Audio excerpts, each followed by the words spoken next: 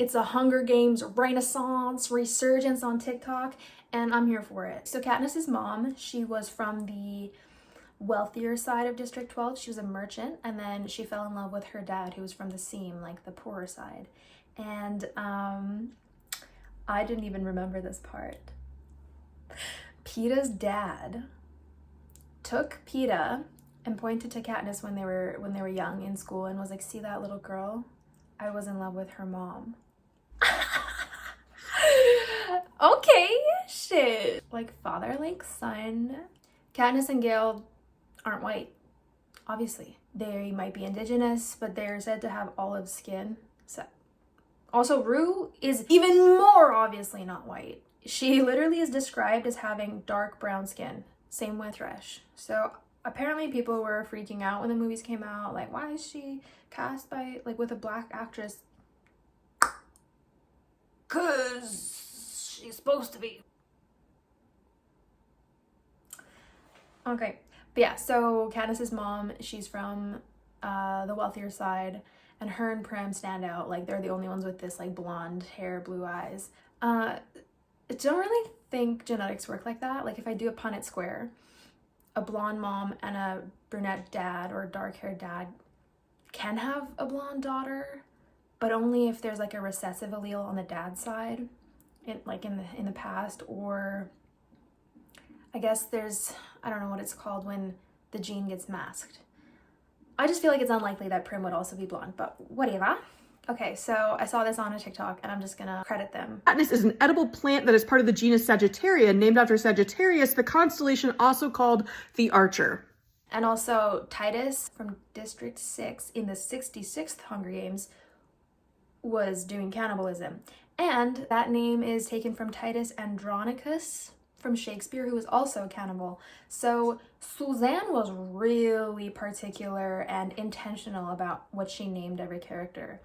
In the same way that the White Lotus had very specific paintings that they chose in the background, Suzanne Collins was very intentional about the names she chose for each of the characters. Check out this creator's video that I credited. Very cool. The Mockingjay symbol was already a slap in the Capitol's face because during the rebellion, like 75 years ago, I guess the Capitol used Mockingjays to spy on the other district, and then they would like report back what they heard.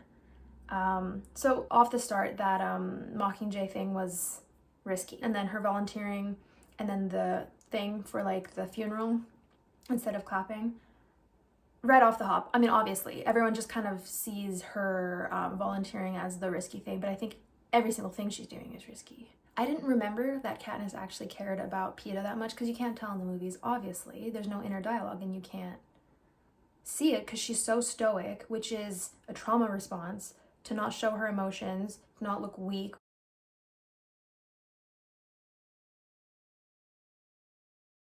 Within her district even, because she has to sell to like the black market thing, and she has to make sure that she doesn't appear weak and won't get taken advantage of ever since she's a kid. Katniss, people are saying she might be autism-coded because she's so like literal and blunt, but I think autism has similar symptoms to CPTSD, and also like there was no joking growing up. People weren't thriving, they were surviving, so there's not really a lot of joking around. I think everything is literal. It's life or death. Here, get food, okay? All right, now off to the coal mines. You know, like, I just don't know if she had any examples of joking growing up, because then she has a few moments where she's, like, witty back. She does take everything very literal, and she is very suspicious, like, oh, maybe he actually does care about me.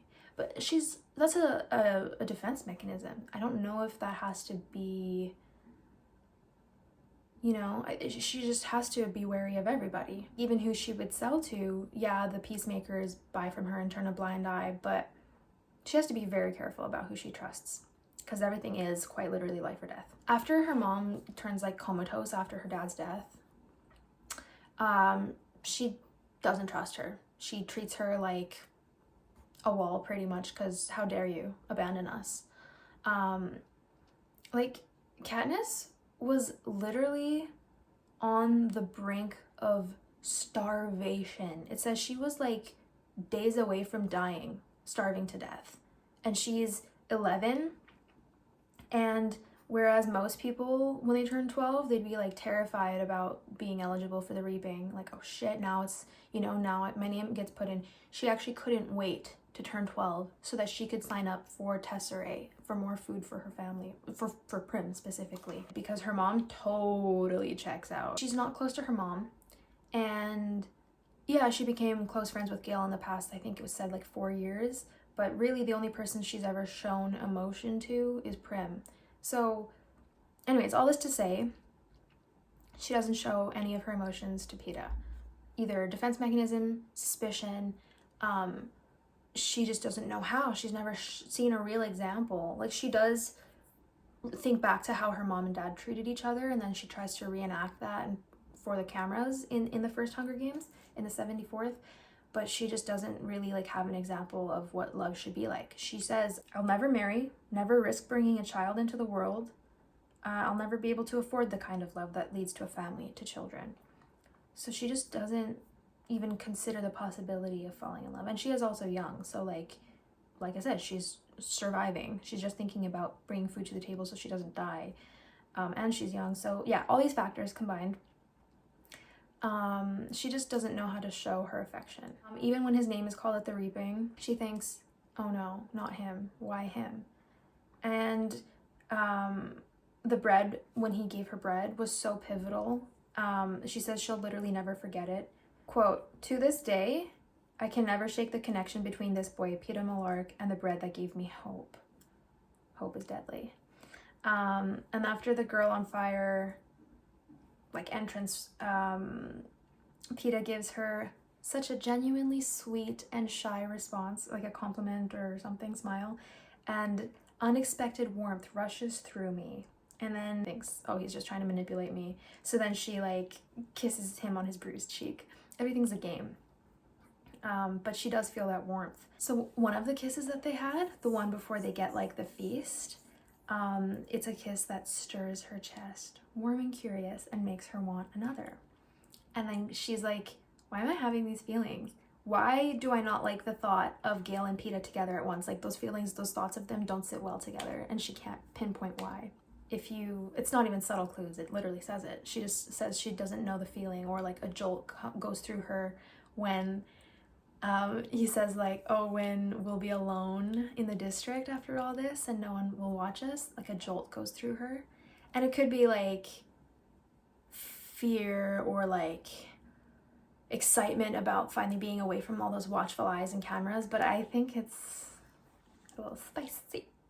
So she actually did like him for a long time. She just didn't know what those feelings meant because she had never had them before, had never had the freedom to look for them, to feel them.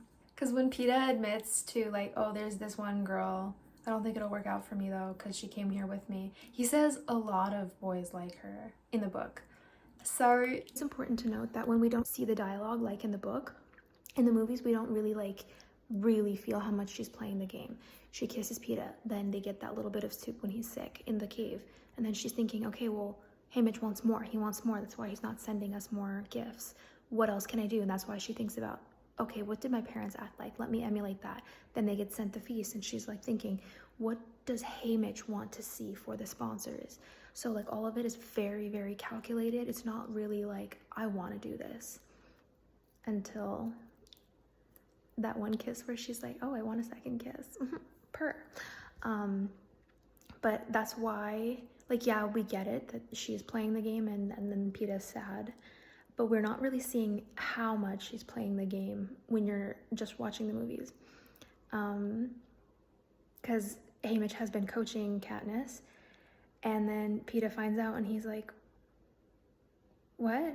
He's not coaching me. And she's like, well, just so I don't say the wrong thing. And he's like, oh, shit.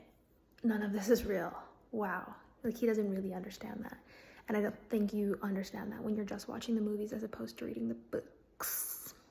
That's why she's so confused about, like, is it actually coming from my real desires? Is it all calculated? Wait, maybe part of me does like him.